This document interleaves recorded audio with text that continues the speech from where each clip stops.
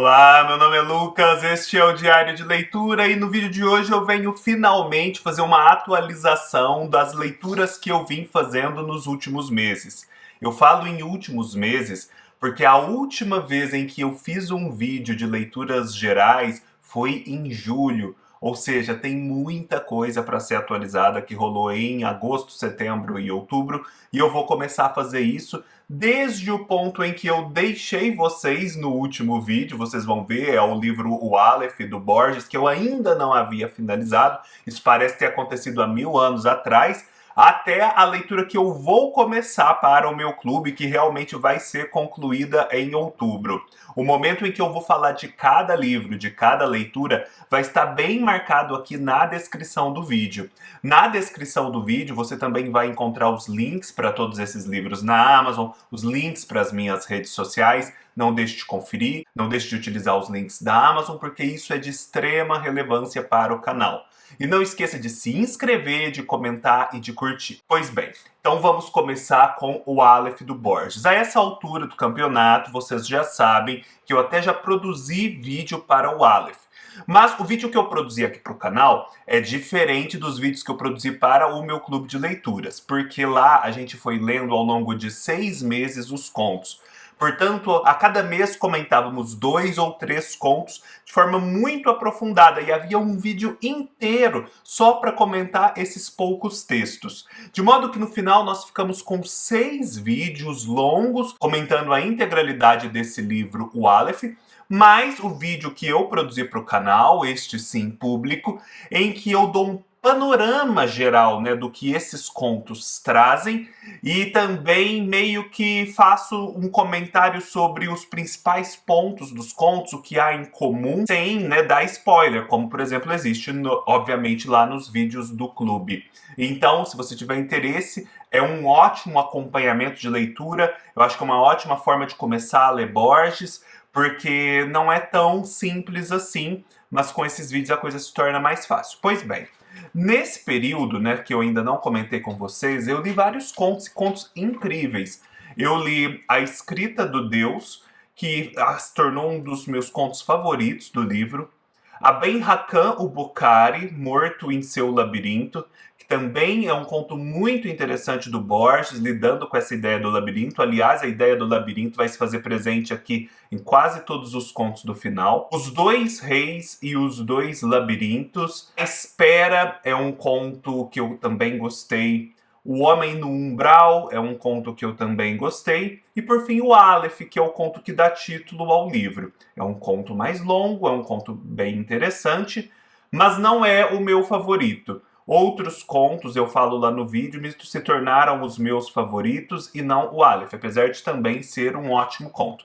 Então remeto vocês a todo esse material, porque lá eu falo de forma mais pormenorizada a respeito. Mas fica o registro, eu acabei de ler o Aleph do Borges. No mesmo período, também para o clube, eu dei início à leitura do Corpo de Baile do Guimarães Rosa. O Guimarães Rosa tem um conjunto de novelas intitulado Corpo de Baile. Esse conjunto hoje se encontra dividido em 3 volumes. O primeiro deles é Manuelzão e Miguelin, que por sua vez está dividido em outras 2 novelas. Campo Geral, que foi a novela que eu li e gostei bastante, e Uma História de Amor, que é a novela que ainda me falta ler. Eu quero ler até o final do ano para comentar no canal. Eu comentei sobre Campo Geral lá no Clube de Leitura, existe um vídeo exclusivo, remeto vocês a ele também, e é uma história muito bonita, muito plástica, que a princípio eu não havia penetrado muito no que ela queria me entregar, mas logo que fui avançando com a leitura já percebi. Eu fiz o acompanhamento do audiobook porque funciona demais no caso do Guimarães Rosa. Vou deixar até as referências ao audiobook se ele agora estiver disponível na Amazon, né, no Audible, para facilitar para vocês, mas fica a dica, vai ler Guimarães Rosa, aproveite esses audiobooks porque muda tudo, porque o Rosa é especialmente oral E é na percepção da plenitude da sua oralidade que a gente entende a sua literatura e o que era difícil fica fácil. Em campo geral, é uma história de um menino, é uma história meio que de uma formação de infância. Então tem toda essa beleza e sensibilidade da criancice, da meninice. Depois eu fiz uma das melhores leituras do ano, uma leitura assim imersiva mesmo e que rendeu. Eu fiquei nela por muitas semanas, na verdade, que foram as 4 peças do Chekhov inseridas nessa edição aqui da Penguin: A Gaivota, Tio Vânia, Três Irmãs e O Jardim das Cerejeiras. Essas são as principais peças do Chekhov. E o Chekhov foi notável tanto por conta dos seus contos, quanto por conta das suas peças. E quando a gente fala das peças do Chekhov, a gente fala principalmente dessas 4 peças que foram escritas mais no fim da vida e que revolucionaram a dramaturgia da época. O Chekhov aqui vai ter aquele tom muito lírico e pouco dramático, e nesse sentido é que ele começa a fazer a sua revolução nos palcos. Porque os personagens aqui, eles não conseguem agir de modo consequente no mundo. Os diálogos que eles estabelecem entre si, eles não levam a muitos lugares. Eles, na verdade, acabam se tornando monólogos contrapostos uns aos outros justamente por conta dessa falta de liga. As pessoas aqui, naquele oblomovismo muito conhecido dos russos, desejam, anseiam, mas não conseguem sair do lugar. Os anos vão passando, vai se criando uma melancolia porque não se saiu do lugar, há decepções. Então são peças muito líricas, muito reflexivas, ainda que sem muita ação. E na medida em que você vai se envolvendo com elas, esse sem ação é logo superado, a gente logo se acostuma com isso, e é mesmo o lirismo que prepondera e os ecos que ela emite em nós, porque a gente também vive, de certo modo, como o Tio Vânia, ou na espera das Três Irmãs, ou quem sabe na procrastinação de O Jardim das Cerejeiras, ou com as ambições frustradas de A Gaivota. Para esse livro inteiro eu também fiz um grande vídeo lá no Clube de Leituras, remeto vocês a ele. Foi um vídeo que eu adorei fazer porque eu li muita coisa paralela que eu nem vou conseguir mostrar aqui, mas no vídeo eu cito, referencio até por páginas. Eu assisti a muitos filmes, assisti ao Drive My Car, assisti a Gaivota com a Annette Bening, assisti ao Tio Vânia que a BBC produziu lá nos anos 80, 90. E ainda agora descobri mais um Tio Vânia que foi produzido pelos russos e que está no YouTube, que eu acho que vai ser fenomenal. Fica a dica, Chekhov sempre entrega e entrega alta literatura. Depois eu concluí a leitura de O Espelho Enterrado, do Carlos Fuentes, que é esse tour de force do Carlos Fuentes pelo mundo hispânico. Carlos Fuentes é o escritor mexicano do bom latino-americano, um grande ficcionista, mas também alguém que escreveu ensaios e este livro em especial. E aqui ele vai dar aquele panorama mais gostoso e interessante da história e da cultura da Espanha desde a pré-história até chegar ao mundo em espanhol que existe hoje, que é constituído sobretudo pela América Latina. E aqui ele vai misturar dados da política, da economia, com a cultura, com observações muito argutas que ele faz, com as artes, com a literatura. E eu acho que esse livro é aquele livro que demonstra de forma cabal o quanto esse mundo é rico, o quanto nós conhecemos pouco dele, apesar da proximidade geográfica e no tempo, quanto a gente conhece em excesso talvez do mundo anglo-saxônico e ignora esse mundo latino que é tão rico quanto e é um universo paralelo. Então é um livro que te leva a outras descobertas na sequência. Já existe um vídeo para ele aqui no canal, que se chama, acho que O Mundo em Espanhol, algo assim. Vale a pena, aquele vídeo não esgota o livro de forma alguma, mas já traz muitas informações e já é bastante formativo no sentido aí de entender melhor esse universo. Depois eu li um livro sobre o qual ainda não comentei aqui no canal, quero depois fazer um vídeo, que é O Quarto Aberto, do Tobias Carvalho. Tobias Carvalho é um jovem escritor brasileiro contemporâneo, ele já teve livros publicados pela Record e pela Todavia, e Quarto Aberto é a sua estreia pela Companhia das Letras. É dito aqui que o Tobias Carvalho faz um registro literário parecido, que lembra ao menos a Sally Rooney de Pessoas Normais. E eu acho que é exata essa descrição, porque é mesmo esse clima. São mesmo aqueles personagens da mesma geração, não é que ele está imitando a Sally Rooney, é que ele está retratando uma mesma geração, com o cuidado e com a abordagem que ela exige. É aquele mesmo clima, aquelas mesmas pessoas que conversam daquele modo, que às vezes, por exemplo, para minha geração não é tão compreensível, que tem assim umas certas perplexidades e certas inações que pessoas de outra geração também não entendem, mas que, enfim, têm as suas questões, vivem desse modo e merecem ser retratadas tal como vivem. E aqui a diferença da Sally Rooney, ele retrata um ambiente LGBT, um ambiente gay sobretudo. E a gente tem um casal inicial, tem um relacionamento firme, e já moram juntos há algum tempo. Entretanto, as fronteiras desse relacionamento não estão bem estabelecidas, e aí surge um antigo amor de um desses moços, que também já tem um outro relacionamento agora. Como essas fronteiras não estão definidas, esses atritos e interseções dos relacionamentos abertos começam a se formar e esses dois casais vão se unir de algum modo e vão passar a interagir, a conflitar, a hora dá certo, a hora dá errado, ao longo do livro, até se resolver de fato quem são esses personagens, eles se encontrarem mais pessoalmente e até se estabelecerem as fronteiras ou não que eles desejam e que eles aceitam e que faz sentido para eles dentro desses relacionamentos. É um livro que eu acho que tem essa questão assim desses personagens que às vezes não agem, tem umas perplexidades que a gente não teria. E nesse sentido pode parecer inverossímil, mas eu não acho que é inverossímil esse personagem, principalmente o principal. Ele é um retrato de uma geração, existem pessoas assim. É o clima da Sally Rooney, definitivamente o clima da Sally Rooney. E eu acho que existe um desenvolvimento de personagem bem interessante aqui. Eu acredito que os 4 personagens principais desenvolvidos de fato têm uma independência, têm uma cara própria, dialogam cada um a seu modo, não é aquele livro que os diálogos parece que é uma mesma pessoa dialogando o tempo todo. Eu consegui perceber características próprias de cada um. É um livro bem escrito, bem amarrado, sem excessos, interessante. Eu gostei, mas deixo esse alerta. Tem o clima da Sally Rooney, que não é um clima que significa que é literariamente ruim.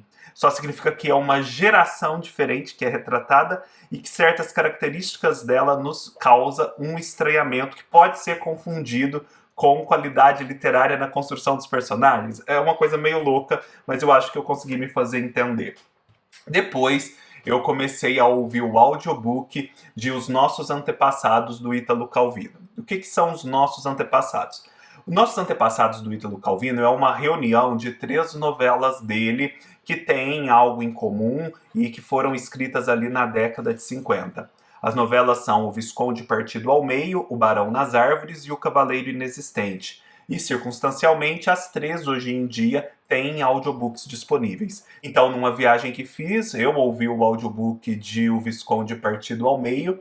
Eu gostei bastante, é uma história com um tom um pouco medieval. Lembra, não é igual, mas lembra um pouco o clima de O Eleito, do Thomas Mann. É uma história de um visconde que está ali na Idade Média. Acredito que a Idade Média, pelo menos. Pode ser que eu esteja falando besteira, mas enfim, poderia ser a Idade Média. E ali ele vai a uma guerra, e nessa guerra ele sofre lá um contratempo e é dividido ao meio. De modo que uma metade dele, que é a que conhecemos a princípio, ela se torna meio que só má, só cruel. É como se o que há de bom e mal nele tivesse realmente sido dividido pelo corpo e uma das metades fosse só ruim. E aí ele volta todo estrupiado, literalmente, né, porque pela metade mesmo, para o seu reino, e ali começa a agir de acordo com o que lhe restou, e o que lhe restou é o seu lado mal.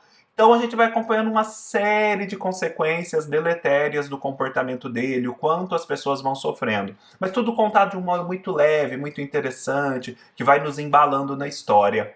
Até chegar um momento que a gente descobre que existe também a parte boa, porque ele foi dividido ao meio, o Visconde. E aí essas partes agora interagem entre si, mas cada uma de um lado. Então a gente vai acompanhar esse processo, esse intercâmbio que vai se formar e ver aonde isso vai dar. É um livro muito gostoso, tem essa carga simbólica, depois eu vou explorar ele com mais detalhes, mas desde logo fica a dica. Eu gostei bastante e gostei bastante do audiobook. Para o clube de leituras, já tem até vídeo também por lá, eu li os contos do Hemingway contidos aqui neste segundo volume. A gente leu o segundo volume dos contos do Hemingway porque dentre os três é o que contém os contos mais célebres e aqueles mais adaptados. É impressionante, conforme a gente vai estudando Hemingway, estudando a sua vida, sempre que surgem referências aos contos dele, geralmente são contos deste volume 2. Eu acho que a escrita do Hemingway não me conquistou, não me arrebatou de pronto a ponto de eu dizer, nossa, agora eu sou um grande fã do Hemingway, mas ela me conquistou o suficiente para que eu veja o seu valor e a sua realização assim, máxima em algum desses contos, até onde ela pode chegar, e é um lugar muito distante. Tenha vontade de ler mais dele, principalmente os romances que eu ainda não li, porque eu já li este livro, Paris é uma Festa e O Velho Mar, todos têm vídeo aqui no canal. Então, eu gostei, foi uma boa experiência, dei 4 estrelas no Scooby, essas 4 estrelas podem se tornar 5 estrelas algum dia. Eu gostei de conhecer mais sobre a teoria do iceberg e da omissão, do quanto a vida do Hemingway, uma vida muito aventurosa, está entrelaçada com esses contos, essa vida ao ar livre que ele retrata, essa psicologia da masculinidade que ele fornece, que eu acho muito interessante. Uma coisa que eu queria observar sobre escritores como Hemingway e Philip Roth, por exemplo, que são escritores muito voltados para o masculino, é que eu acho que, assim, não se pode dizer exatamente que os livros deles são apenas mais um exemplo da predominância masculina ou do machismo na literatura.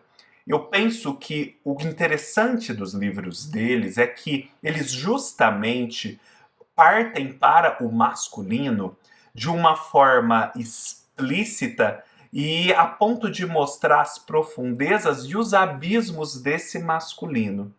Eu acho que o registro pernicioso na literatura, um registro que prescinde do feminino, é justamente aquele que dá o masculino como norma universal e incontestável, naturaliza isso e parte disso sem discutir como uma coisa normalizada.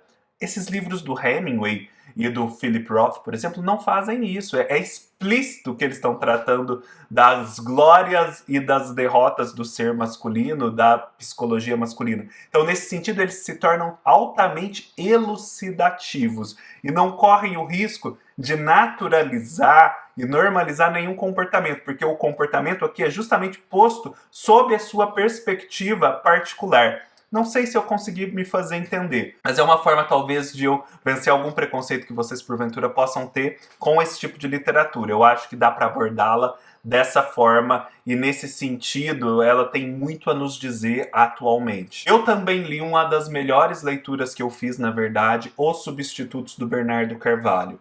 Eu já falei várias vezes que a literatura contemporânea brasileira ela vem se estendendo ali desde os anos 60. A gente fica colocando todo mundo sob esse balaio inominado de literatura contemporânea e adiando a sua leitura esperando que a passagem do tempo consagre um nome ou outro, um título ou outro. Mas o que a gente não percebe é que já tem gente produzindo há tanto tempo e que já está mais do que consagrado, é a gente que precisa ler. O Bernardo Carvalho é um desses exemplos. O Bernardo Carvalho já tem uma obra vastíssima, escreve desde os anos 90, ou seja, há 30 anos, não tem mais o que provar, é a gente que tem que ler, e esse é o seu mais recente livro. E quando ele chegou aqui da Companhia das Letras, foi um fenômeno muito interessante, é o mesmo que aconteceu lá com Ninguém Quis Ver, da Bruna Mitrano. Eu simplesmente abri o livro, dei uma espiada na primeira página e depois passei o sábado inteiro até chegar ao final. Foi uma experiência de leitura, assim, arrebatadora. Se o Hemingway não conseguiu me arrebatar de imediato, o Bernardo Carvalho conseguiu. Eu vou depois fazer um vídeo só para este livro, porque ele merece, mas eu posso adiantar que é uma história assim. É difícil de falar, mas eu vou tentar me aproximar do núcleo.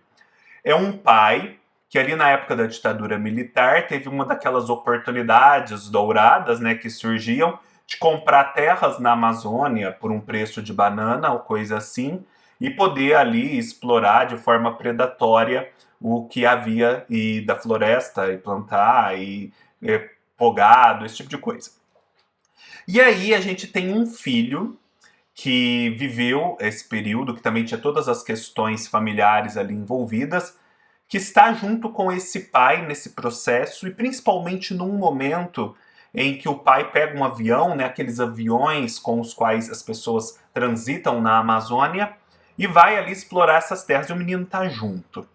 E essa viagem tem alguns contratempos, algumas vicissitudes. Boa parte do livro se passa com eles nesse avião, sobrevoando a Amazônia, indo de um lugar para o outro e vivendo essa situação. Ao mesmo tempo, esse menino está lendo um livro de ficção científica, porque ele passa as férias com o pai, são pais divorciados, que fala de um abandono da Terra e da ida para um planeta distante em que a vida seria melhor. Mas justamente por conta da distância, precisou ser feito um processo ali de criogenia, talvez, que eles ficaram meio que incubados para só despertarem às vésperas da chegada. Mas eles despertam com um tipo particular de memória que cumpre um propósito e insinua uma manipulação mais geral da situação. Essa narrativa, ela vai se entrelaçando de uma forma muito orgânica e muito potente com a narrativa desse pai lá na Amazônia explorando essa terra. Ao mesmo tempo, existe todo um jogo aqui, justamente porque eles estão no avião, de que as coisas são de um jeito olhadas à distância e são de um outro modo olhadas de perto.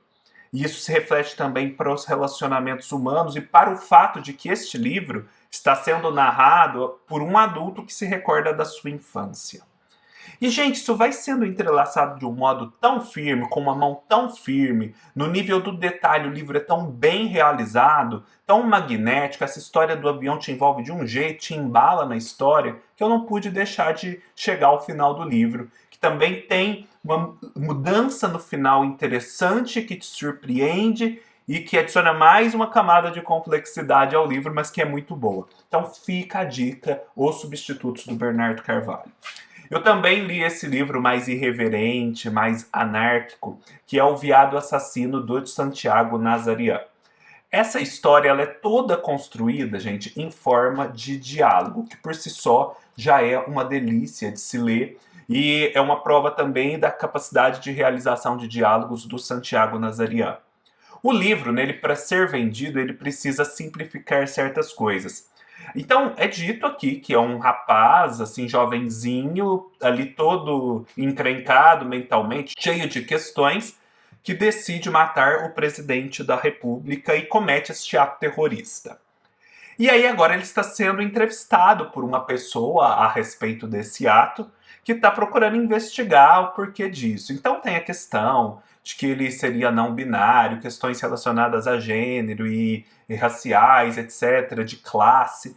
Só que assim, na verdade, o que o diálogo procura demonstrar é que é muito mais complicado que isso, porque esses são, na verdade, rótulos, etiquetas com que esse jovem lida para tentar organizar uma bagunça mental, um vazio existencial muito mais amplo e mais complexo que isso. Então, é muito mais do que falar sobre temas da atualidade, sabe? É falar sobre certa confusão mental e certo vazio existencial, mas sem propor também o que deveria preencher esse vazio, sabe? Não existe essa lição, não é a isso que ele se propõe. É mais mostrar o conflito, a complexidade e essa panela borbulhante cheia de coisas que foi a mente desse rapaz. É muito interessante, é muito gostoso de se ler. Não é assim, o livro do ano, na minha visão.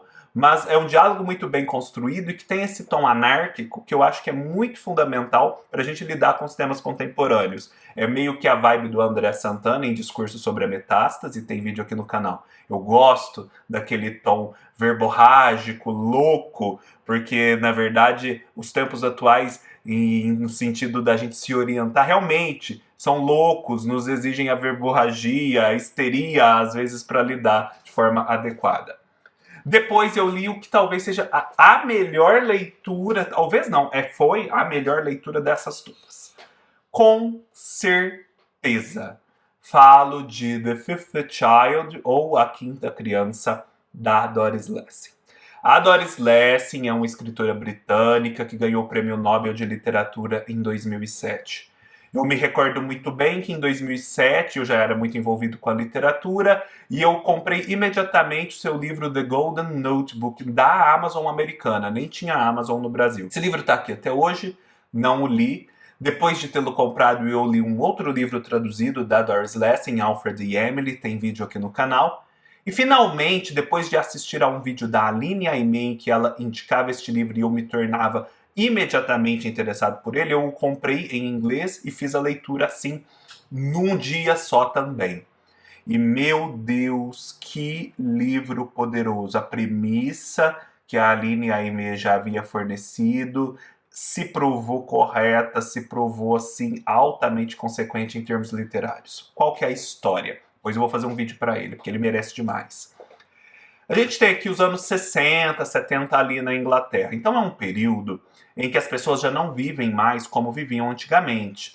A mulher está no mercado de trabalho, as famílias já não são aquelas famílias extensas vivendo em casarões, pensa-se muito mais antes de ter filho, existe a pílula, existe o controle anticoncepcional.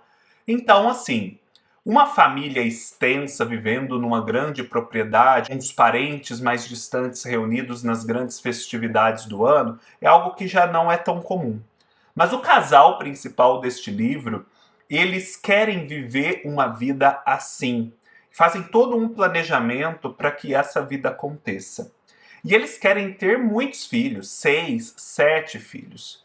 Todo mundo fica horrorizado, porque como assim ter esse tanto de filho naquela situação, naquele contexto, e como bancar todos esses filhos? Porque a verdade é que eles, sozinhos, sem a ajuda dos pais, não têm essas condições. Mas enfim, eles se casam, eles compram uma propriedade enorme, nababesca, e ali realmente começa a acontecer um fenômeno muito interessante. Eles reúnem de novo todos os parentes, a família, que passa a conviver nesse casarão. As crianças vão nascendo, todo mundo se empolga com aquelas crianças, com aqueles bebês, todo mundo fica ansioso para que chegue o Natal, chegue o verão e eles possam se reunir ali, todo mundo fica hospedado nessa casa, uma casa meio que próxima de Londres.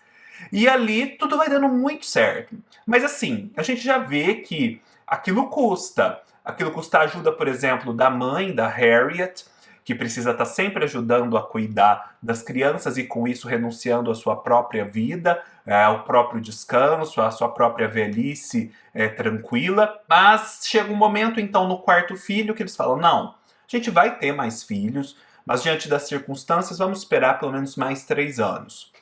Acontece, porém, que escapa ali e eles têm mais um quinto filho. A Harriet engravida.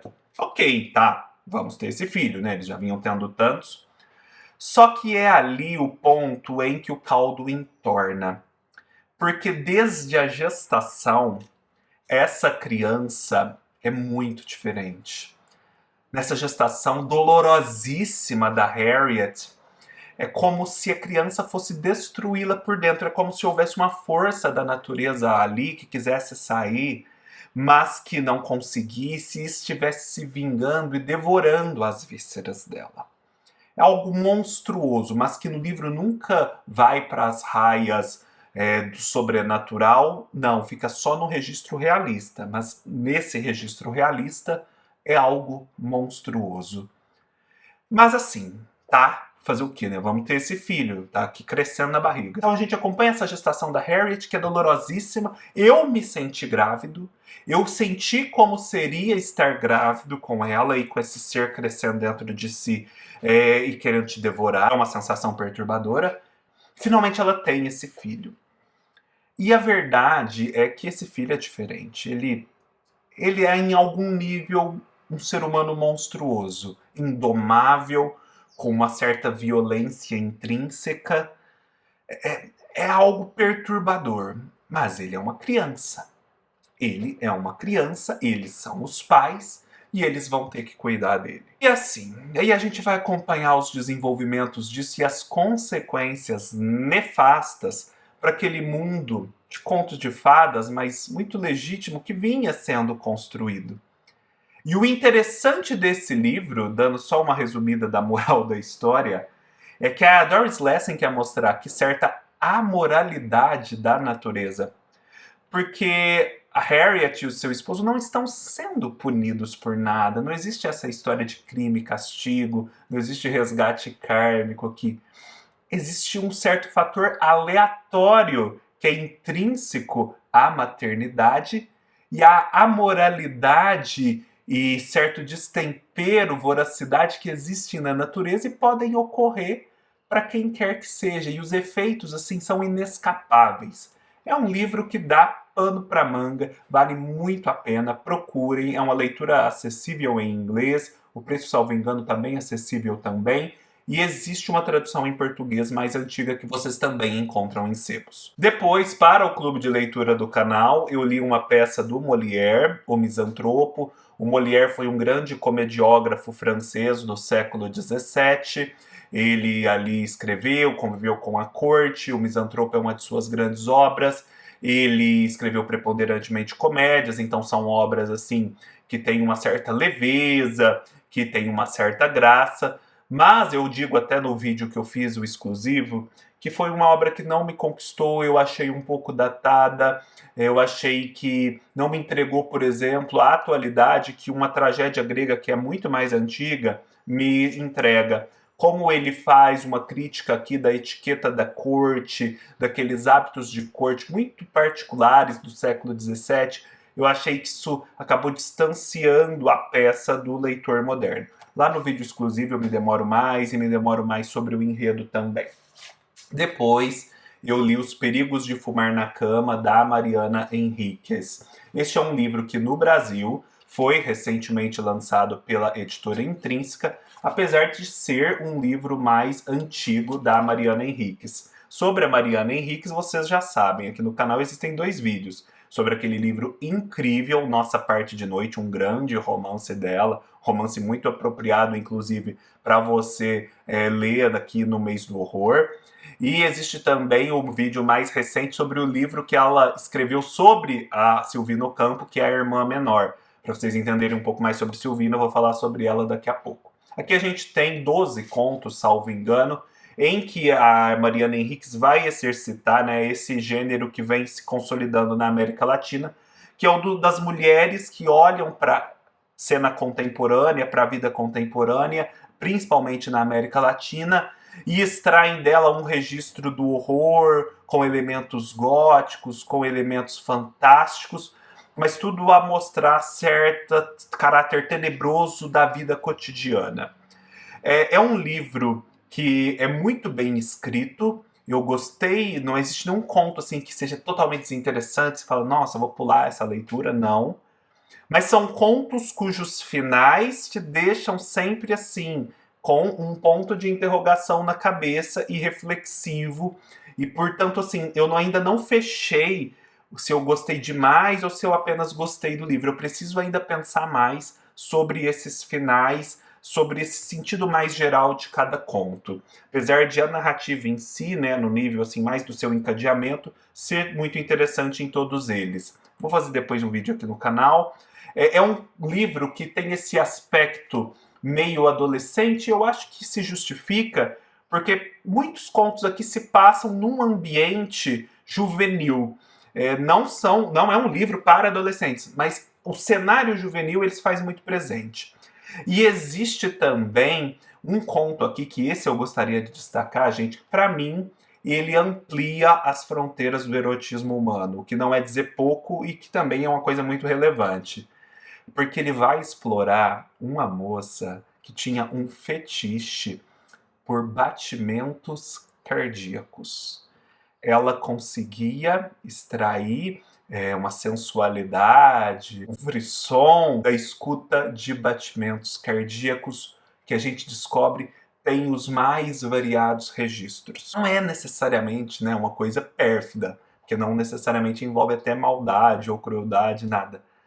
E justamente por isso te pega e te faz assim, ampliar as fronteiras do erótico e do sensual, e você também fica pensando nisso, consegue perceber um pouco da vibe que ela percebe nesses batimentos cardíacos. Eu achei esse conto fenomenal. Eu não sei se é a Mariana Henriques que inventou isso, ou se já existem essas pessoas, devem existir, mas a verdade é que eu fiquei sabendo delas pela Mariana Henriques, então ela é a madrinha dessa expansão erótica que esse conto me promoveu. Depois eu li, né, para fazer o vídeo lá pro clube, A Boa Vida Segundo o Hemingway, que é este livro de um amigo dele, o Hotner, em que ele vai reunir fotografias e citações do Hemingway sobre os mais variados assuntos. Eu acho que é um livro excelente para ilustrar, né, tudo que a gente sabe e pressente da vida do Hemingway em sua obra, viu o quanto ela foi aventurosa. Mas assim, as citações não são necessariamente as mais imperdíveis. Me parece que existiu um outro livro desse mesmo escritor sobre o Hemingway, que eu acho que é mais denso, chama-se Papa Hemingway. E este aqui seria uma coleta do que restou e não foi aproveitado naquele outro livro. De todo modo, fica a dica, é um livro aí que está esgotando, vale a pena procurar e ter na sua biblioteca, porque as imagens por si só acho que já justificam o livro. Vocês sabem que eu estou aqui conduzindo com muita alegria, com muito entusiasmo, o projeto Poesia Agora. Eu finalmente estou me tornando um leitor de poesia. Eu acredito que vocês também podem se tornar leitores de poesia e que se tornar leitor de poesia vai ser algo que vai fazer um bem tremendo para as nossas vidas. No vídeo, que eu convido mais uma vez vocês a assistirem, eu explico tudo isso. É um vídeo que, mais do que um calendário de leituras, é um manifesto do porquê eu cheguei a essas conclusões. Dentro desse âmbito, desse movimento, eu li, né, agora com propriedade, com mais proximidade, com mais atenção, o livro da Bruna Mitrano, Ninguém Quis Ver, que é justamente a nossa leitura de outubro, que vai ser comentada no primeiro final de semana de novembro aqui no canal, de forma pública e gratuita.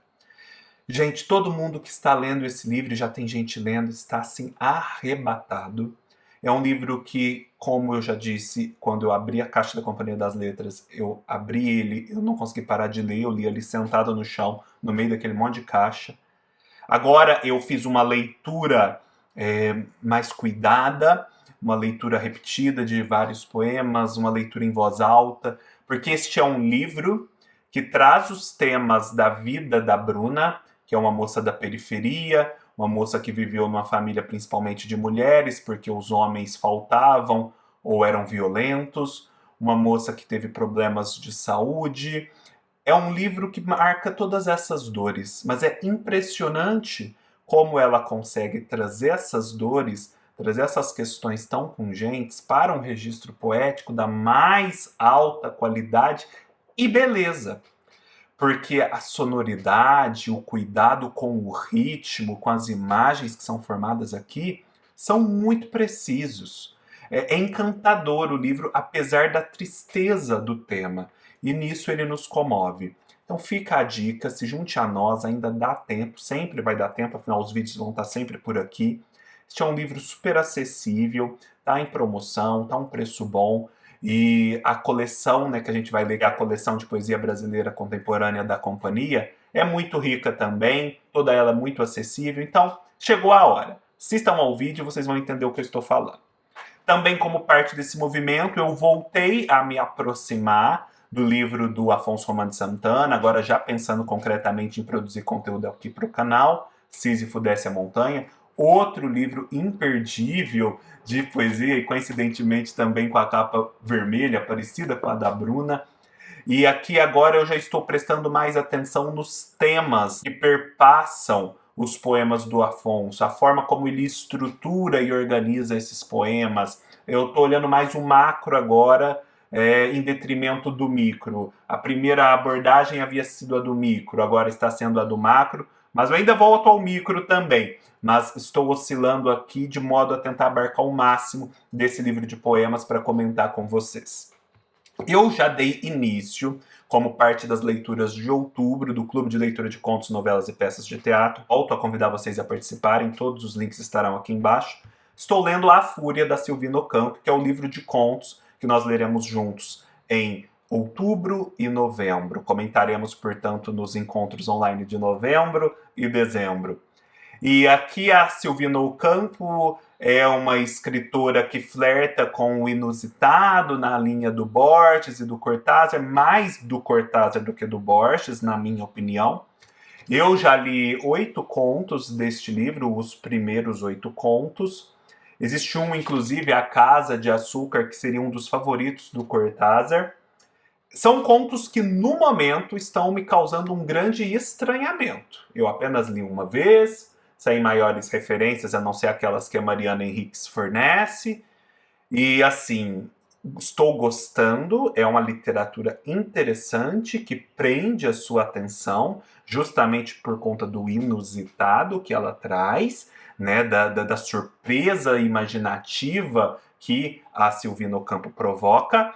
Mas, quanto ao sentido final de cada um dos contos, ou a uma unidade entre eles que também indique esse sentido final, ainda estou bem no início do pensamento. Depois eu vou voltar para falar com vocês.